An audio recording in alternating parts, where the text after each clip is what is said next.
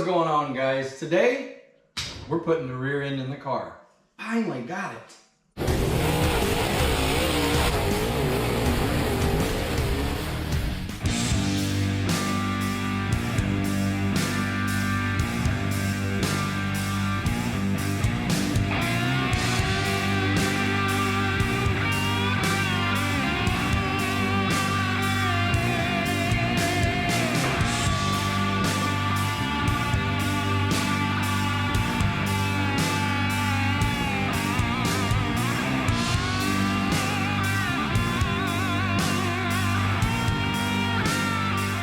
So as you guys know, we've been patiently waiting on our diversified machine, bulldog rear end.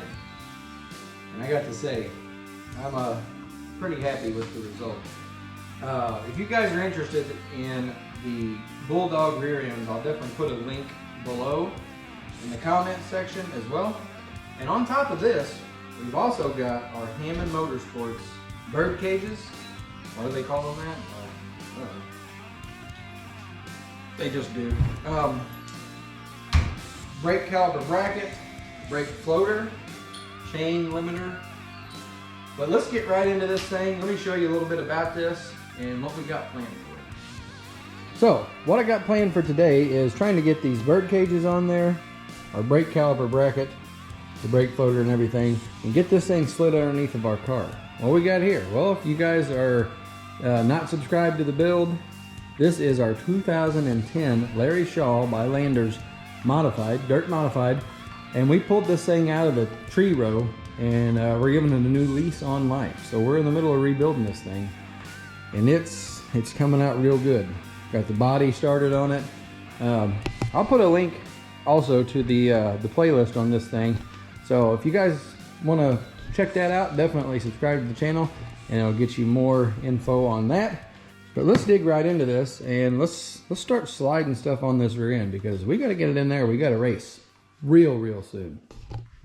Okay, the first thing we got to do here is we got to get this over on this side, because that's where it goes. That goes there. Brake floater. We've got to decide where we want all this stuff. There's old Lucky. Birthday boy. Happy birthday, Lucky. What are you doing there, buddy? There we go. We got that. You guys should let me know what I should do with all the raw steel that's going to be on these axle tubes once we get everything put on here. Thought about some like orange tape or something like that, but I want to protect this. I don't want these rusting. This is, like I said, this is raw steel, so you got to keep that stuff from rusting.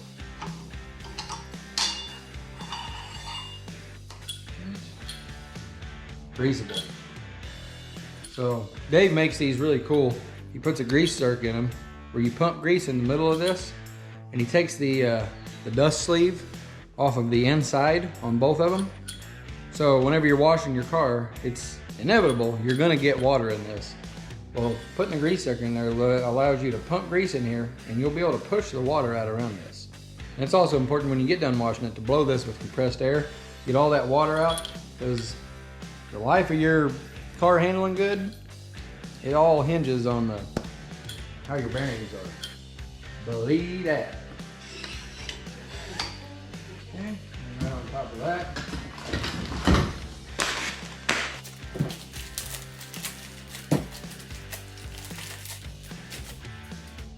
more of those. Be a lot of stuff going on with this. So go to the outside. Well, this is the heavy part.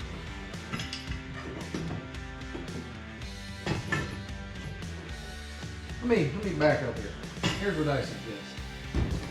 Before we get too far ahead of ourselves, slide these back off. Nothing like doing the job twice. I just thought about this. Let's put a little bit of grease around here and slide them on. That way we're not, there you got a Lucky hair in there. That's nice. That way we're not putting them on dry and getting that corroded up. Got to give a big shout out to Maxima. They're a big supporter of the team.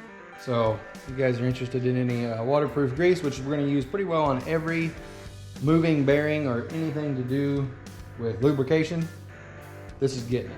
Unless you can, of course, do it from a grease gun. But anything like this, and we got some other cool stuff on the front of the car and the back of the car. We'll show you as we go, but link in the description for some Maxima waterproof grease. We'll just smear this around. That should give a little bit of protection to get this going. Oh yeah, that'll do. Yeah, it smells good. First time you can say that. As you can see, I got this lubed up real nice, and it's gonna go on there. Yeah, oh yeah, grease up like that. Yeah. Now we've got a good amount of grease on this, so we're really gonna have to do that on this spare. There's a joke in here somewhere. Don't beat me up too bad in the comments. Okay, slide this in.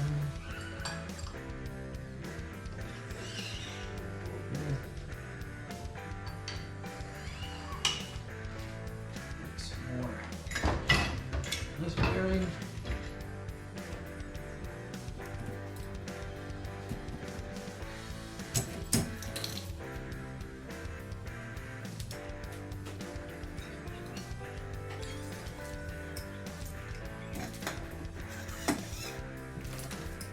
And lastly, a brake floater.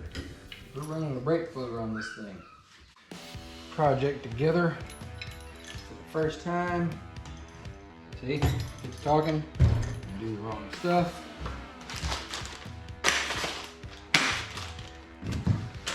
I'm forgetting the clamps.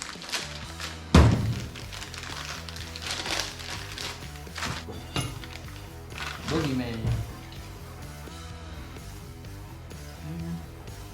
Grease really helps that situation.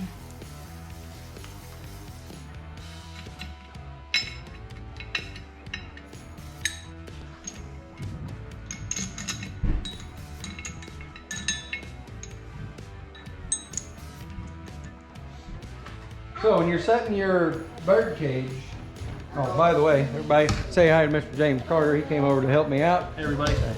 And brought the family. So, yeah, I'm not real good at driving a tripod. While Brian's missing in action, I recruit my other buddies. So anyway, from what I understand, and in my opinion, that way I can get out of all this, on my left rear bird cage, I want to be about 6 inches from the center line of the axle tube to where my shock mounts. So, quick and dirty way of finding that out is to assemble this thing real quick. We'll guess. Let's say right there. So that is 7 inches from the center line. So I believe I want to be 6. And this one here you want 1 inch lower. You don't have to be too close. That's 6. What I'm going to do here is I'm going to put my shock mount on the left side 1 inch lower than the shock mount on the right side. Okay. Reason being, because. We'll get more into that on another video, but just it's important that you keep your left side lower than your right side. So that's what we're going to do here, setting all this up. We'll get everything tightened up, and we'll let you look at it. She's looking pretty involved, but so far, I think we got everything where we want it. We won't know exactly where to put these. There is a measurement off of your brake rotor to come through here to the center of your bird cage here. Basically center of your heim joint. I'm not going to really worry about that too much, as is I'm going to worry about getting this car in dynamics and putting my rods straight forward. They're going to look pretty funny sitting there though. They will. Yeah, they, what's this guy doing? But guys that know. So this stuff's all pretty well on there. The next thing we got to get on here is our Wehrs pinion plate. This is the arc adjustable, so you don't have to recenter your rear end every time you make a J-bar adjustment. It's got the climber with it, O-ring, and all your hardware. So I'd love to just slap that on there right now. You could do it with some fancy editing though. You could do that. I just don't care to. I mean, I'm not that fancy. Anyway, let's get her on there.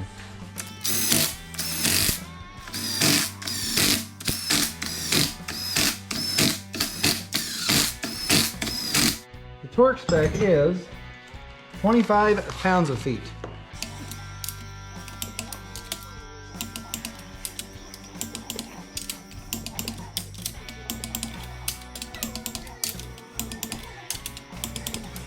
Well, now it's proven that we torqued our stuff. Or is that a front seal plate? No, that would be the pinion retainer, isn't it? I mean, that's what I would call a pinion retainer. Oh, yeah. So let's go to 35. It's two, sequence of 25, then 35. Okay. It just didn't seem tight enough to me. I don't know about you, but seems like it could have been tighter. Who knows with this Harbor Freight torque wrench. That feels better. Okay, now it's proven we've double torqued our stuff. Yeah, very important.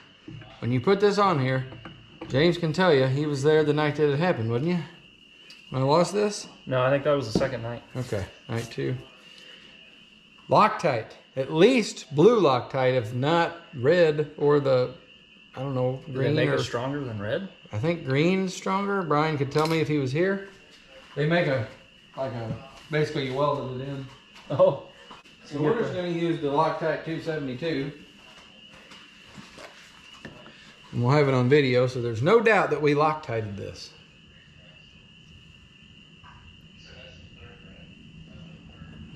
Plenty. Get on around in there. That's never coming off again. Basically, you need the cutting torch. Famous last words. Yeah. That's not gonna happen. Let's see here. All right, see how strong you are. Not 25 foot-pounds.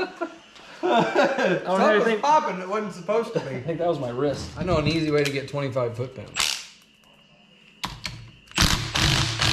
25 foot-pounds.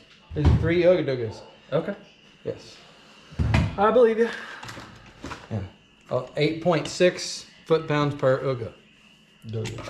So you're at the track. This will actually go on here. Yep. Over there. Your J-bar will go between that. But they make a wrench. It needs to be a thin one. Wehrs makes one. See how that goes? It's got the little gears on it. The back side actually shows you a measurement of where you're at. I think it's time to Get her put up under there. yes. Why did you take the hard side? What are you talking about? The heavy side. Okay. What side would you have given B? Whichever side you walk to. Okay, well, this is the side that I walked to. It's really not that heavy because I put it up there by myself, right? Yeah.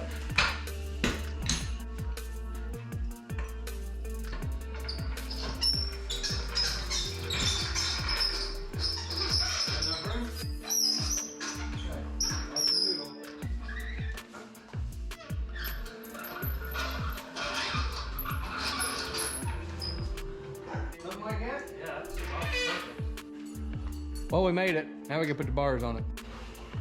Okay, well, we are right now assembling our Hammond Motorsports. I gotta measure that. chromeMoly.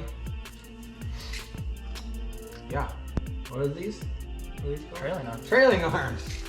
chromeMoly trailing arms from Dave Hammond.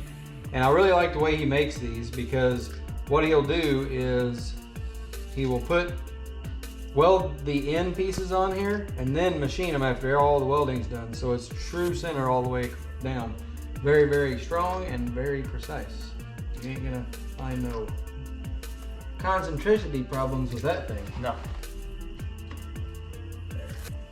There. That bugged me too, so don't let that fool you. Oh, it did? Yep. Yeah, I was not a fan of that. Now I would say that those are about the same. Yeah, I agree. Yep. So if you guys are interested in the Hammond chromeMoly trailing arms. There you go. I'm having trouble with words today. Anyway, I'll link it in the description below. Dave's phone number's right there. If you just want to call him up, tell him Old Number 7 Garage sent you. We'd appreciate it. Okay, so we're getting the old Hammond trailing arms on there. We run a bit one on the bottom just for clearance purposes. With the zero index stuff, you get a lot more roll and a lot more height. That's why we're running it. So anyway, we get this all jacked up. We got to get clearance the powder coat out of these, and hopefully it'll be minus the pull bar on there and get the J bar on it. That'll be pretty good for tonight. I say so. Yeah.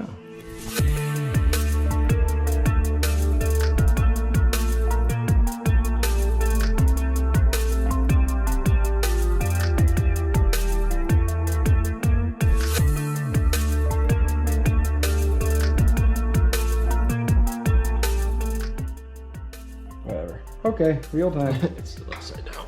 Oh yeah, I can flip it easy. It flips right over and. Oh. Heck, that was. Why didn't we do that the first time? The problem is my bolt's too long. Dang, bud, just lift her up wherever you want her. Come on. Oh, we got her now. Oh, success. And that's how you do that. You struggle the whole time.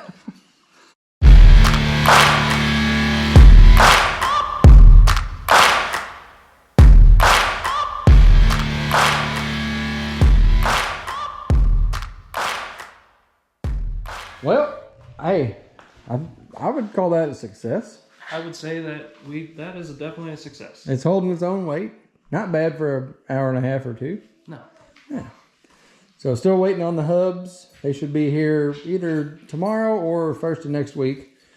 J-bars on it, didn't mention that, but that is a heavy duty Wehrs Machine, guaranteed not to bend 3,000. So, hey, appreciate the help for sure. No problem.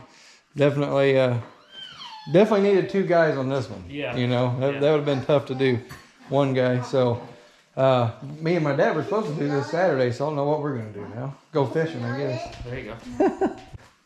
Everybody tell Lucky happy birthday. It was his birthday today for St. Patrick's Day. Happy birthday, Lucky. Yeah, the big 4. He's almost a middle-aged adult now.